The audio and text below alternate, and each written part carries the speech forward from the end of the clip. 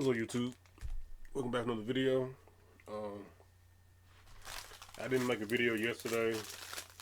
I wasn't really into it for real. I decided to take a little break or whatever.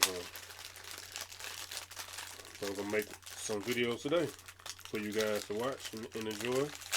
But it's not like y'all miss me anyway, so it really doesn't matter. But we're gonna be reacting to fattest NBA players ever. I know it's kind of ironic I say that and I'm eating right now, but I'm not fat. I'm not an NBA player, but I am overweight though. But I'm not gonna. It's not about me. It's about this video right here. But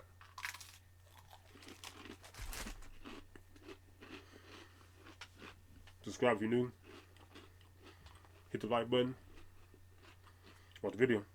Unlike baseball or the NFL, it's hard to get away with being overweight in the NBA. The amount of cardio it takes to withstand the long 82-game season is unlike most other sports. But somehow, these guys were able to make it through the league weighing nearly 400 pounds. With Shaquille O'Neal being considered one of the biggest and most dominant players in the history of the game, his weight and strength made him virtually impossible to guard. Starting off with the Magic in 1992, Shaq almost looked too thin. The then 20-year-old Shaq weighed less than 290 pounds, and he was listed as 7'1". By the time he joined up with the Lakers in 1996, it was clear Shaq was putting on weight. Fast forward to his first championship with the Lakers in the 1999-2000 season, Shaq weighed in at 341 pounds, and that was all intentional. Damn, 341? That's a lot, Shaq. I remember when he got to the, when he played for the Cavs and the Celtics, he was huge. He probably pushed him at least 350, 360 then. He was huge. Shaq had hired a personal chef during those years, who cooked him unholy amounts of meat and potatoes. Shaq had even developed a theory that size and mass equated to power in the post, and if you wanted to dominate down there, you needed to tack on even more weight. His 2003-2004 season with the Lakers, probably the most impressive, when you consider at the time, he'd gained an additional 30 pounds. He was now bordering a sumo wrestler, weighing in at 371. He played 67 games that season. 371 pounds. Damn, Shaq. He was huge. He was a big boy. Damn. These graham crackers are hitting. And averaged 37 minutes of playtime for every matchup. Most people at that size would have succumbed to injuries, not Shaq. Despite being the heaviest player in the league that season, his averages remained dominant. 22 points per game, 12 rebounds, and 2 blocks. What's even more impressive was his pre- and post-game meals, which according to Shaq was Mountain Dew and Red Bull. Before the game, I always wanted to have a turkey club sandwich with extra mayo and 2 pineapple sodas. After the game, win or lose, I got a chicken sandwich and macaroni.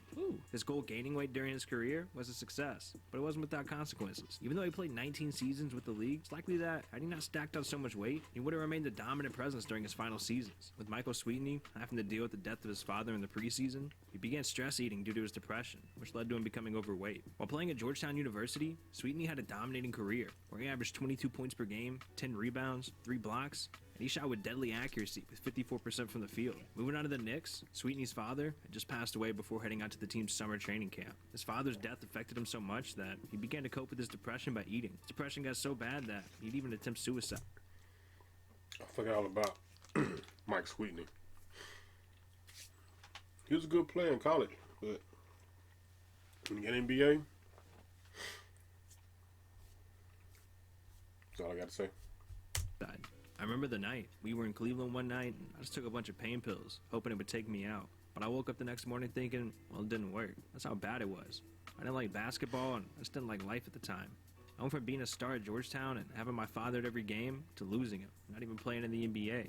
I knew I wasn't going to be given a chance as a rookie because my coach told me, hey, I'm not going to play you. I had a lot of things going on that were rough for me to handle. I dug myself into really deep depression, and at that point, I was really scared to tell anybody. His coach didn't lie to him. During his rookie season, he only played 42 games, where he averaged 11 minutes per game. Not surprisingly, his numbers flatlined in comparison to the production he was putting up at Georgetown, although this was likely the least of his problems, as he battled with weight and depression. During the height of his weight gain, Sweetney at 6'8", weighed in at 360 pounds. Seeing his weight gain and apparent mental troubles, the Knicks viewed him as a lost cause. They traded him off to the Bulls. His production and minutes improved only slightly with the Bulls before they took their biggest Eddy Curry coming into the league, already weighing more than the massive veterans. People knew his weight would... I'm not trying to be rude and skip past him because he wasn't that big of a player. Well, no pun intended, but he wasn't a star, nothing like that. I'm trying to make these videos too long, man. That's all it is. Be an issue. A 7 foot and an initial weight of 295 pounds, Eddy Curry was prospected to be an overpowering center during the time that he was drafted in 2001. When the Bulls were up for the 4th pick in the first round, they decided to give the big man a shot when they selected him. Although not completely convinced of his talent, the Bulls used Curry sparingly, and they gave him just a few minutes of playing time as he proved his worth. While his stats did improve a bit throughout his tenure with Chicago, his weight began to increase as well, which wasn't as concerning as a heart problem that had just come up during the height of his time there. The Bulls, who were justifiably concerned with the well-being of their giant, requested he submit a DNA test to see if he had a family history of a serious heart condition. When he refused to cooperate, the Bulls dished him out to the Knicks in 2005. While Curry had respectable numbers in the Knicks, they were nowhere clear to expectations, considering his size, and he was highly regarded as a lazy defender and rebounder. As it turns out, Curry was also a lazy eater. While playing with the Knicks, he had 350 pounds, causing his already bad rebounding numbers to take a further dive. The Knicks held on to him for 5 seasons before getting fed up with the fact that he never came close to the weight they were. One thing about the NBA players, especially big man, these power forward and center, they would be overweight and thought it was just cool and just go out there and just play. But they gotta understand it's not healthy, man, to be overweight like that. It's not. No matter who you are, how tall, how short, man, woman, child, whatever. Gotta watch that health.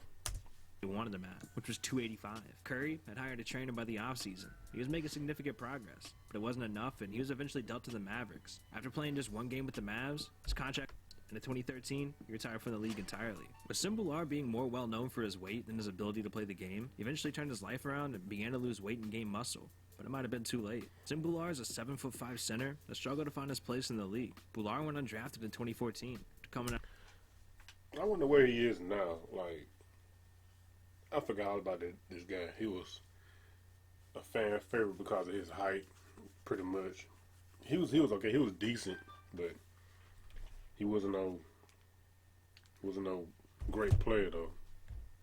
Out of college 2 years early, but he was able to join up with the Sacramento Kings in their summer league. Landing a contract, Bhullar was now in the NBA, but because of his very apparent overweight body, he failed to ever stay on the Kings roster for any prolonged period of time. Bhullar came into the league at just under 400 pounds, and even though that isn't as bad considering his height, it was very apparent the extra pounds were not doing him any favors. After appearing in just 2 preseason games, Bhullar was waived by the Kings and sent down to the D-League. He played fairly well. His debut was at the Special, but after coming from a record game of 26 points, 17 rebounds, and 11 blocks, the Kings decided to give him another shot. Giving him a 10-day contract, Bhullar played in the final seconds of a Kings win with the Timberwolves. When his 10-day contract expired, the Kings never re-signed him. Now transferring to the D-League team for the Raptors, Bhullar used the help of a nutritionist and trainer. They gotta be tough, man, to get a 10-day contract and then don't even get re-signed, not even for a second 10-day contract. Gotta be tough. To help him drop some pounds. After some months of a strict diet, he dropped upwards of 40 pounds, and he was now at 350 pounds with a 14% body fat. Bhullar talked about the journey, saying, "Pretty much everything was set up for me to stay on the right path and do the right things. His stay with the Raptors D-League team only lasted a season, and now he currently plays overseas in China." With Charles Barkley always being known for being a bit overweight, thankfully for him, his frame makes people look past it. Barkley's weight problems date back to when he first joined the league, the 76ers in the 1984 draft, but it was no accident. The Sixers had approached Barkley before the draft to have him drop weight. The organization had also informed him that because of the hard cap, they'd only be able to pay him $75,000 for his first year. I remember that. They told Charles Barkley he was overweight before he got drafted, but they dropped him anyway. But I guess he didn't care. Uninterested to leave college to only make $75K in a year, Barkley intentionally gained weight to avoid being drafted by the team. In an interview, Barkley talked about the eating spree that he went on before the draft, saying, "I gotta make sure the Sixers don't draft me." So we went on a 2-day eating binge. Got up in the morning, ate like 6 pancakes, bacon, washed it down with a vanilla shake. Then we went to lunch. I had like 4 or 5 pieces of Kentucky Fried Chicken, some mashed potatoes, coleslaw. Then we went to dinner someplace. I had like a T-bone steak, baked potato.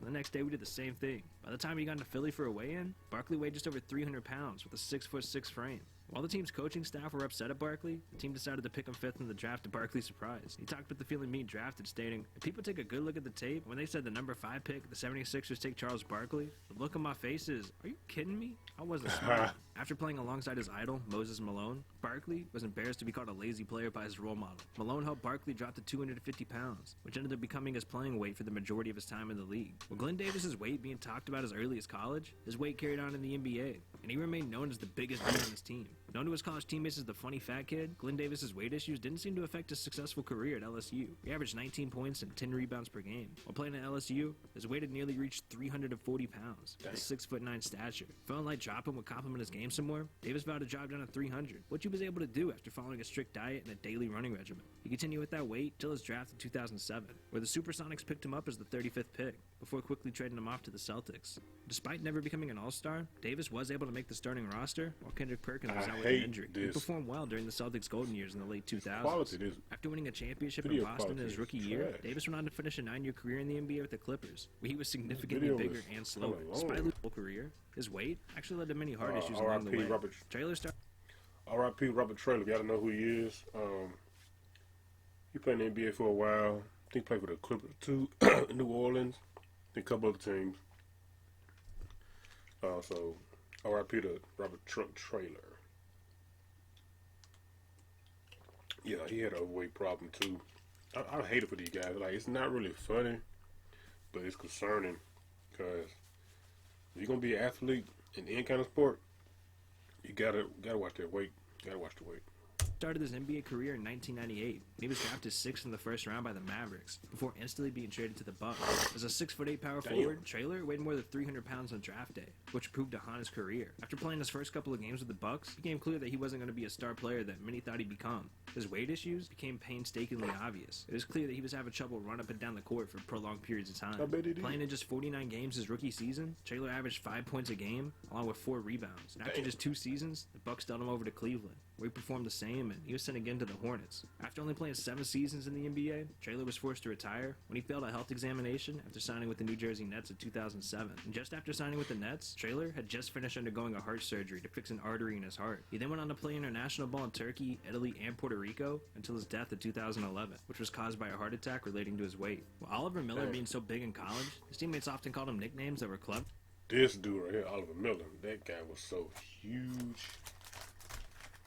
I think he probably like 400-some pounds at one point.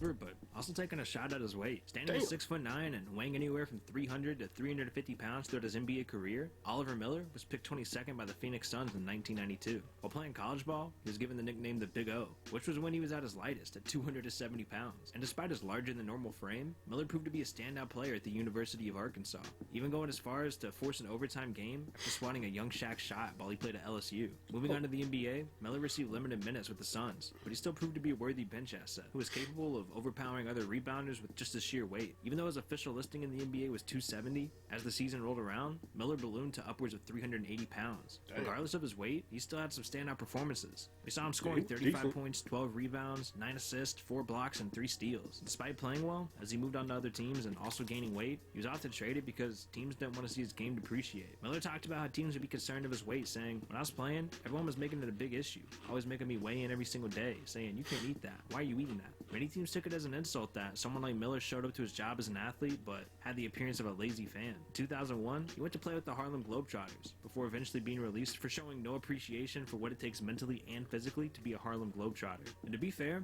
by the time he was in his closing season in the NBA, Miller had reached... It's called being selfish right there. That's being selfish. He's the last player on this list. I know there's other people that were like overweight. If I can think of anybody, comment down below who y'all think was overweight. Probably still overweight. They're still playing right now. But it's your boy King Smooth, and I'm out. Thanks for joining me. I don't know why I'm dancing like this. I'm just excited, I guess. Got a lot going on past couple of days, and these upcoming days, I will be tuning in with you guys tomorrow to give y'all update what I got going on. But thanks for watching. Subscribe if you're new. Until next time, stay smooth, stay blessed. Yeah, boy. Yeah, boy.